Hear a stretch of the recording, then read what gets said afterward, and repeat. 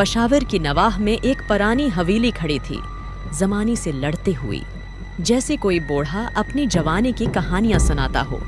उसी लेने वाली तो बहुत आई, मगर वहां रह नहीं सकी।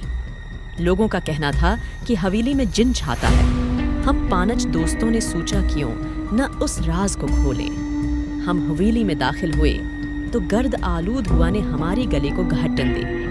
टूटी हुई फर्नीचर और चहाई हुई तस्वीरों ने माहौल को और भी खौफनाक बना दिया। रात को अंधेरी में एक सन्नाटा था जो हर किसी की सांसों को गिनने लगता था। पहली रात अजीब से घटन हुई। सुबह नाश्ते के दौरान समिया ने कहा, रात को किसी को बच्ची की रोने की आवाज आई। हम सब ने एक दूसरे को हैरत से देखा।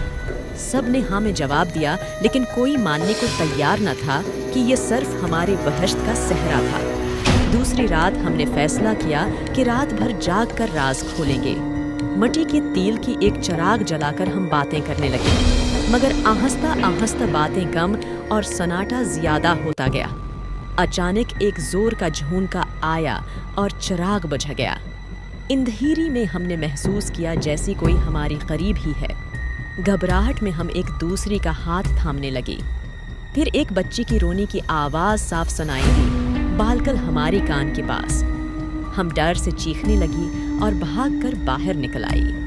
हवेली के बाहर निकलते हैं हमें कुछ सुनाई नहीं दे रहा था। ससक ससक कर सांस ले रही थे। फिर एक बूढ़ा आदमी हमारी तरफ आया और पूछा, क्या हुआ जवानों? हमने सारी रात का हाल सुनाया तो उसने सिर हिलात कर कहा, इस हवेली में एक माँ रहती थी जिसका बचगम हो गया था। वो अब भी उसकी तलाश में है। हम वाहमी से लर्ज़ गई। ये वो राज था जो हम तलाश कर रही थी, लेकिन उस राज ने हमें ये भी बताया था कि कुछ वहशतें दिखाई नहीं देते, महसूस की जाती हैं।